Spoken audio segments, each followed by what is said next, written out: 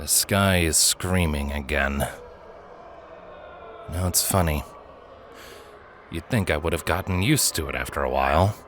Like how you can eventually tune out the frantic yapping of the dog down the street in the morning, or the infuriatingly incessant screeching of the rooster. You'd think that after hearing it a few dozen times, it would get easier to listen to. But no. It's hard to describe. It's like thunder, but it's a voice. Thousands of voices, really, all screaming at once. They sound like they're in pain. It's as if every single bed in the world's largest infirmary was occupied by two people at once, every last one of them howling at the top of their lungs as the surgeons walk slowly down the lines to dispassionately carve through their flesh with ancient rusty scalpels. That's how loud it is. But that isn't the tone it conveys. It's a scream of pain, yes, but it's not pleading for mercy. No. These voices, wherever they are up there, hiding in the dark space where the sun used to be, they are proclaiming their hate. Well, good for them. I hate them too. Fuckers could have been quiet for a few more hours so I could get some sleep. Terry doesn't seem bothered by the sound, at least. I have to wonder how he manages it, but I don't really care enough to ask him. Food's running low. A few loaves of old bread, half an apple, and what I think was supposed to be a slice of lamb. It had maggots, though, so I tossed it out into the dark for the beasts. I could hear the meat boiling as they tore it apart. I told them to eat their hearts out. I wish they would. Terry's starting to wake up. He's going to bitch and moan about sleeping on a cave floor. Time to get moving. We still have a lot of ground to cover before we get to the old capital.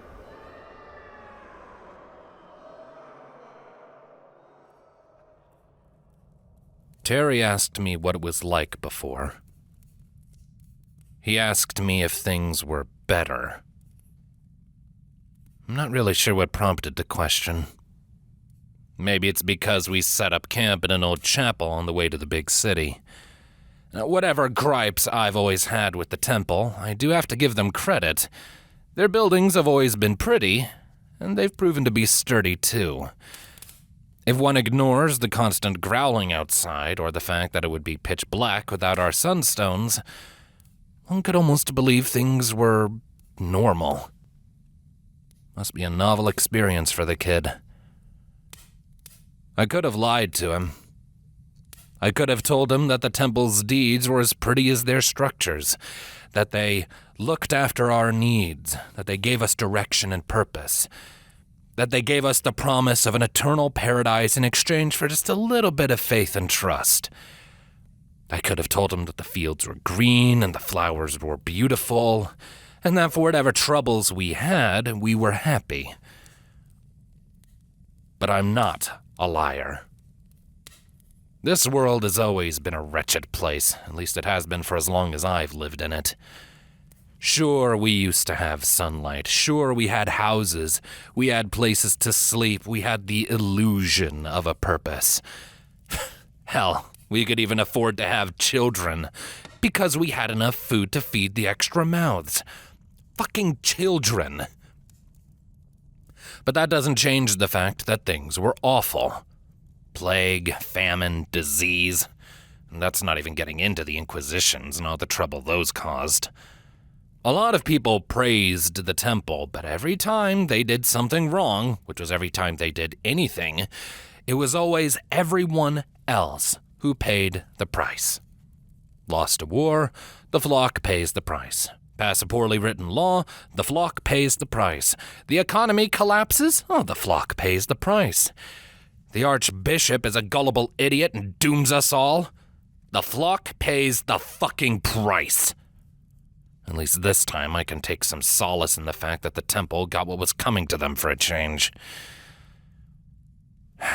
I just wish the consequences didn't still have to get passed down to the rest of us. I didn't go into all of that with Terry, though. The kid's got no frame of reference for it. I'm not even sure he fully grasps what the temple was. Frankly, it's probably better that way. So I just said it was different and left it at that. The idiot smiled.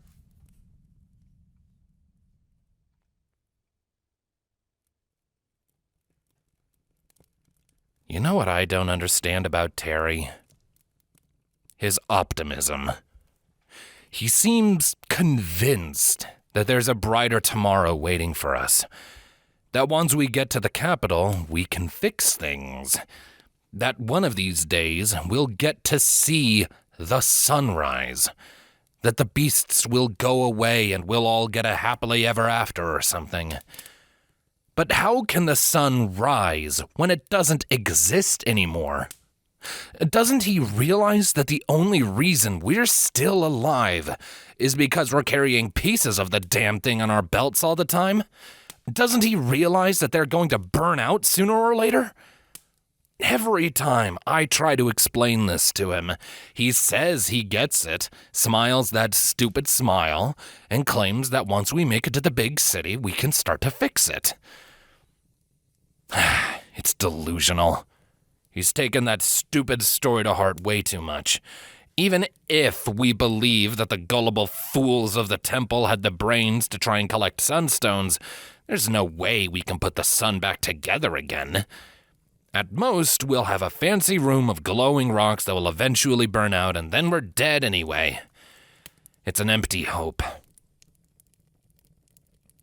Still, part of me can't help but wonder if he has the right idea.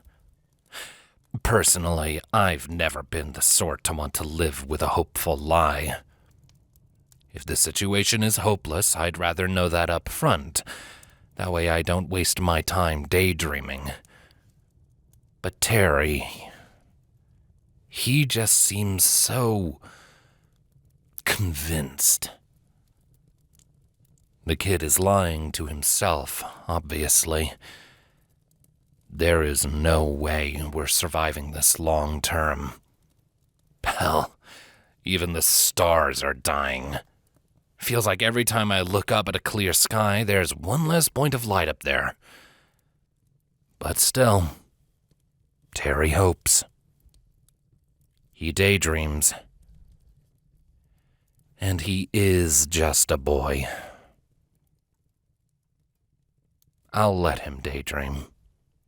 It's not like it can hurt anything. Not at this point.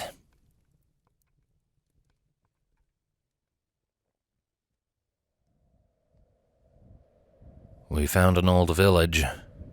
Abandoned, obviously. Still, it must have been a nice place before everything went to hell.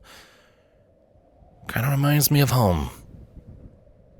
We found some old food in the basement of one of the houses.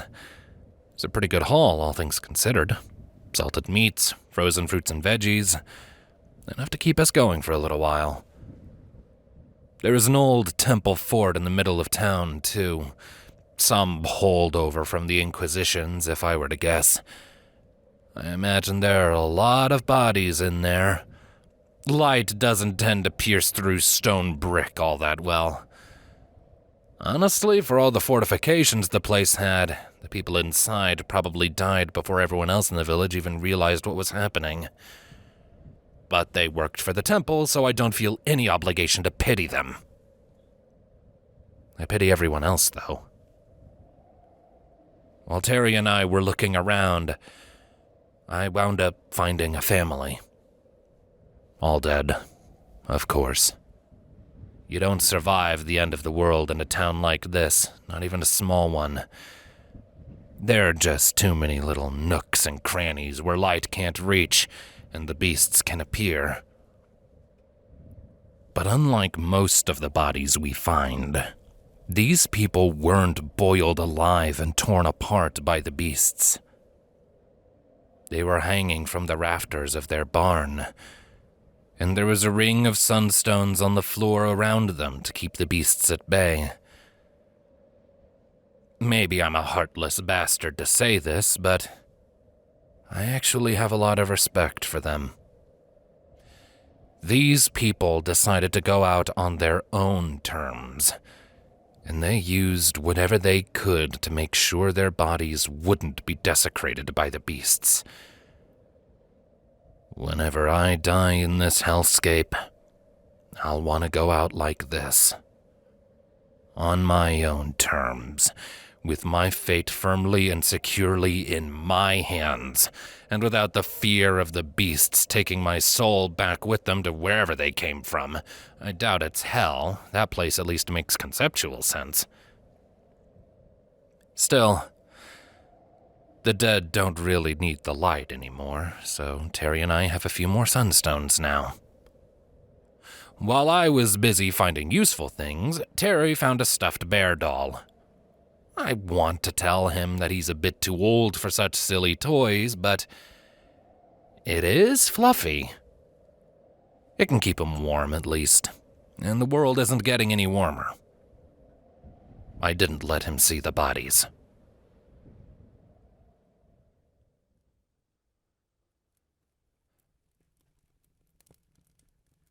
I labor to believe that I'm still alive. I should be dead right now. I should be dead. But I'm not. I am writing this. My fingers are shaking like hell, but I'm alive, breathing, writing, not dead. I don't know how I lived through the day. Terry and I had been walking down a narrow road. On one side, a sheer vertical wall of stone. On the other, a long drop that led down to what I'm pretty sure used to be a river. There was nowhere to go except forward or back. We found a bunch of rubble blocking the road. At first, we figured it was nothing major and that we could just, climb over it, and we could, sure. But while we were doing that, we heard a loud crash overhead, and a bunch of boulders were sent tumbling toward us. Now, Terry's a spry little thing, so he jumped over the rubble and out of harm's way, no problem. I am not so young anymore, so I had to jump back. A rock hit my hand, and I lost my sunstone, my only lifeline. The only thing keeping me alive fell into that dark ravine. I didn't even have time to blink before the beasts were on me. I should have died. I felt it. I felt my skin starting to boil and blister. I felt their teeth or their claws or whatever the fuck it is they use to rip things apart. I felt it curling across my face, probing for an entrance. My eyes, my nose, my mouth, my ears. I felt something snaking up my leg and around my thigh, burning through my trousers. I felt my wrists, my entire body burning and bubbling. I was being swallowed whole. All I could do was scream for Terry to run and to not look back. At the time, I forgot to take into account that Terry is not particularly good at following directions. And for once, this turned out to be a good thing. The kid came thundering back over the roadblock, his sunstone held high, screaming his head off like a little banshee.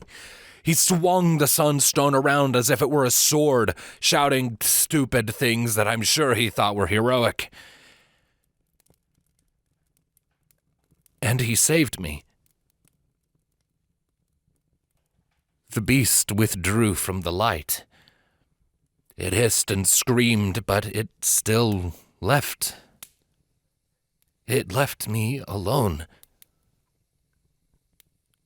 That's not right. That's not how it happens. It's a common fact. I know it. You know it. If you're caught in the dark, even for a second, you're dead. No one has ever been saved once a beast was on them before. Not one. It just doesn't happen. But it did. I'm alive. I am alive, and Terry's ego has gotten a big boost. Why am I alive? Why? How?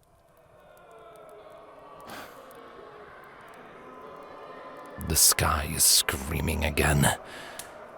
It sounds angrier than normal. I think it's just as confused as I am. Fuck it. I'm too tired to question it. I'm taking a nap.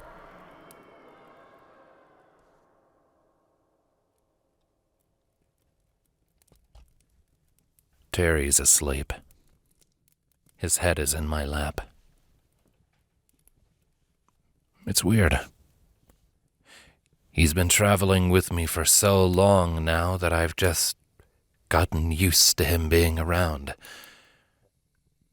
I'd almost forgotten that once upon a time I was all alone in this nightmare. I still remember how I found him. It was the first winter.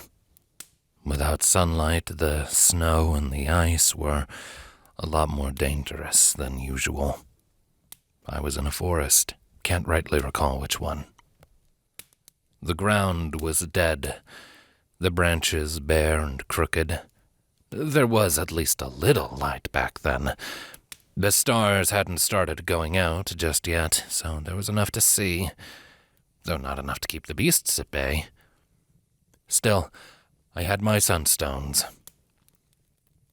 I spotted an old cabin, probably part of a larger community, but I didn't really take the time to look around. I heard crying. A child crying.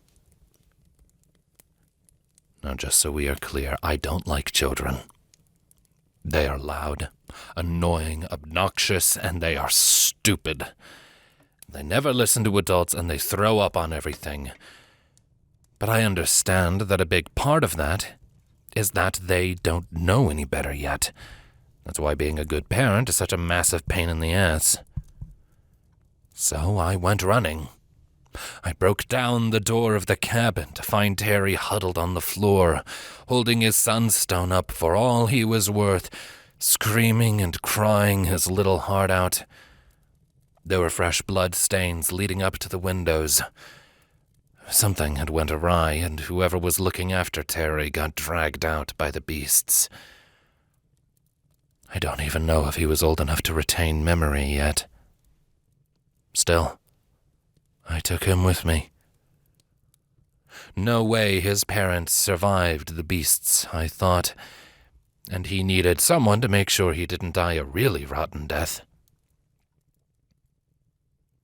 Now, though, I wonder, if I had run after them with our sunstones, could I have saved them?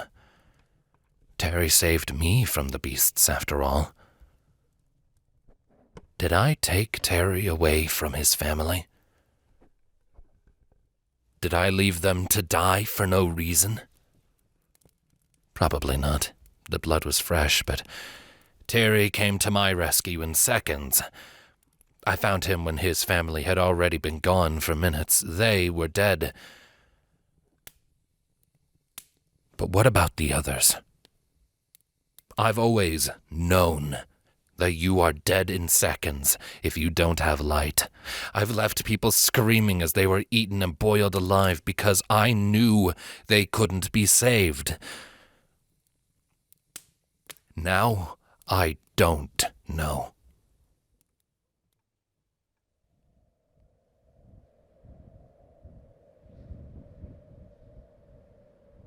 At last, a lucky break. We found the old highway. It's overgrown with weeds now, or the skeletons of weeds at least. No sunlight means nothing can grow. But still, it's a step in the right direction. If we follow the highway long enough, we'll find a road sign. If we find a road sign, it'll point us to the capital. And if we make it to the capital, I get to see if Terry's optimism is misplaced, or if I gave up too easily. There are plenty of checkpoints along the road. Barricades, makeshift towers, and wooden palisades. Plenty of bodies, too, all boiled in their armor and left to rot by the beasts. The temple tried to defend their lands once they realized they'd been duped. Of course, by then, it was too late. Terry picked up a sword, held it up and posed like a hero. He looked like a dumbass, so I laughed. And then he laughed too. It wasn't meant as one, but I'll let him take the compliment.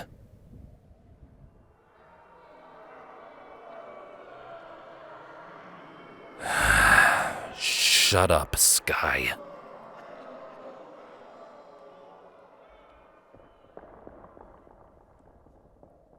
Well, we've made it to the capital. I am not impressed. Sure, it's a big place, but let's not pretend that it was ever going to last long. Like that tiny village. There are just too many places for the dark to hide.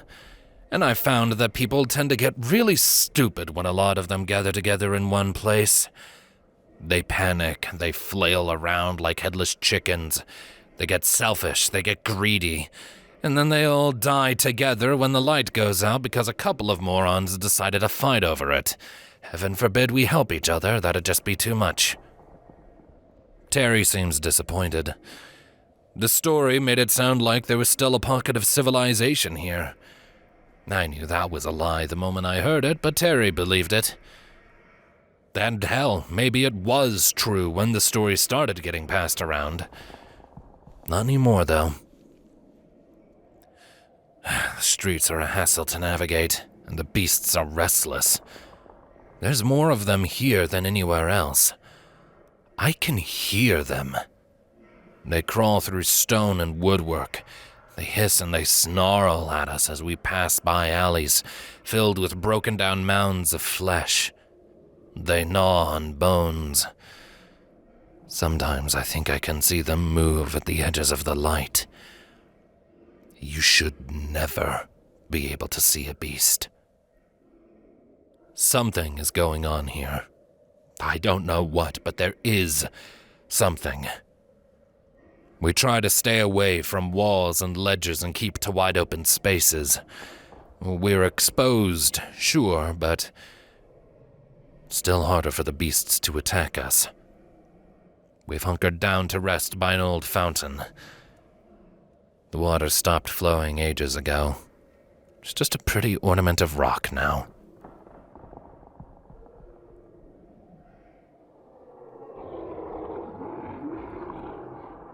We never should have come here. It took us hours before we finally made it to the cathedral. There were more bodies here than anywhere else we have ever been. Mummified crisps that once upon a time could have been charitably referred to as people. All the old symbolism that I've always loathed still hung from the walls. Angels and gods coming down to speak with our great kings. The sun propped up in reverence and worshipped by the enthralled masses. All things made to bow before the light. Fucking idiots. We made our way through the halls, and the beasts got angry. The sky started screaming. And this time I know it's screaming at us. The beasts have started getting creative. They've started throwing corpses at us to try and knock our sunstones loose. We ran. They chased. They brought the dead along with them and hurled them at us. It was like being chased by a wall of corpses fresh out of hell trying to take us home. They were flung at us like marionettes, the last remnants of their congealed lifeblood sizzling as it splattered against the marble floors. Terry sprained his ankle when he tripped over one of them. I've had to carry him the rest of the way. The walls are crawling around us even now. It's like all of the cathedral was an anthill and now it's waking up and hungry. We have found a place where there's nothing they can throw at us, so we're safe for the moment, but we can't stay put forever. I can hear them thumping around out there, the bodies dragging, the flesh being rearranged. They don't want us here. I don't want us here. But Terry has hope. If the beasts want us gone from here so bad, they must have a reason. Fuck, I hate it when Terry is right. Well, we've come this far. We'll wait a bit for Terry's leg to start feeling better. And then we'll go.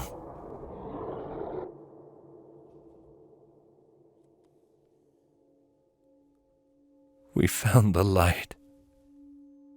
We found it. Terry, wake up. It's here.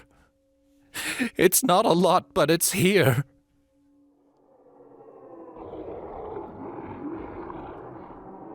Stop screaming. Stop screaming. Stop screaming. Stop screaming. Stop screaming. Stop screaming.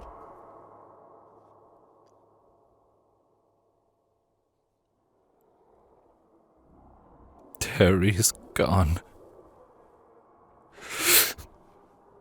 We left our hiding place. We ran as hard as we could.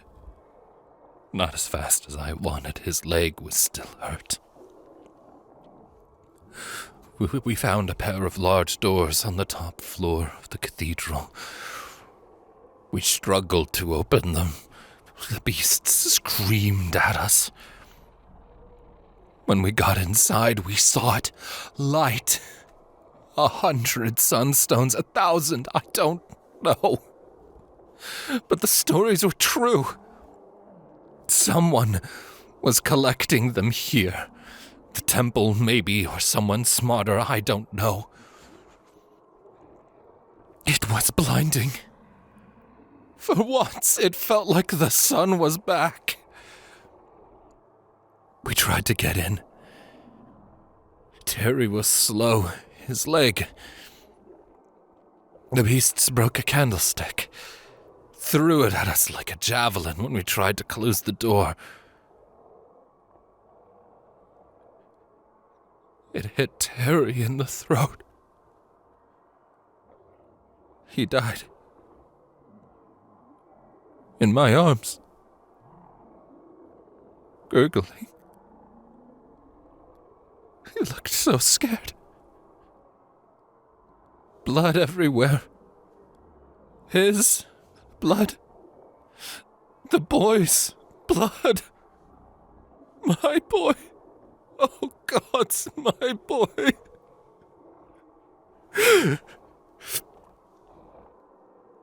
I closed the door, locked it. Terry's in the corner. I think it's been days. He's rotting. The beasts are howling and pounding. They can't get in. It's too bright. The sky is screaming. Shut up! Shut up! Shut up! Shut the fuck up! Shut up! Shut up!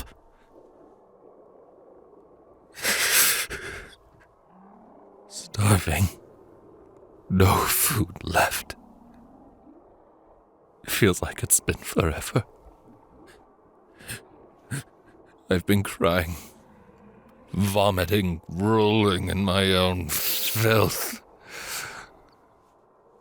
But we found the light, and it fucking burns.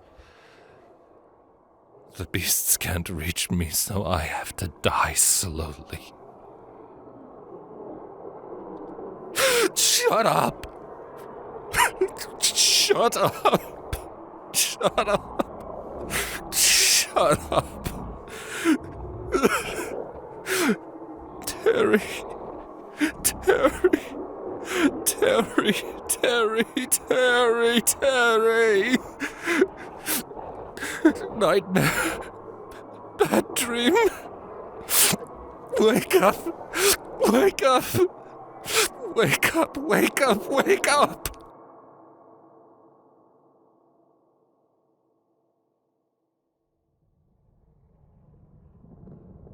I've come to a decision. And all the time I knew Terry, he had hope. He was a stupid boy. He didn't realize we were doomed. He grew up in this nightmare. He knew it was bad, but it was normal to him. He had hope. It could be better, that it could be fixed. The beasts are still roaring at me. The sky is still screaming, and everything is shaking. I think the beasts are trying to tear the entire cathedral down. For them to go to such lengths tells me that they are afraid. Afraid of what we found. If they are afraid, they can be hurt. If they can hurt, they can die. If they can die, I can kill them. I just have to rebuild the only thing they fear. And all the pieces are right here. Oh, it's stupid. It's dumb. It is well beyond me.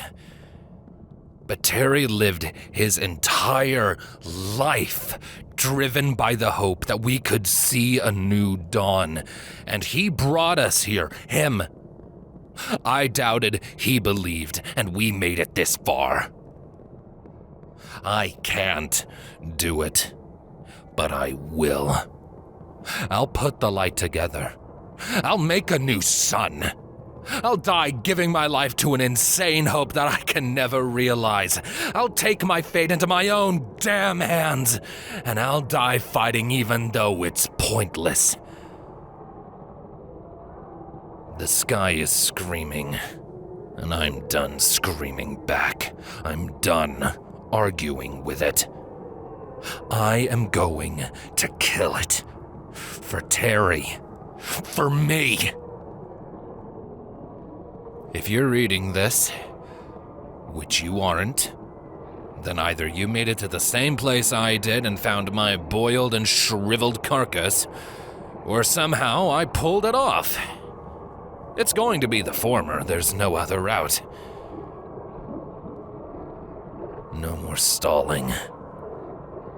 Time to see if I can give the sky a reason to scream.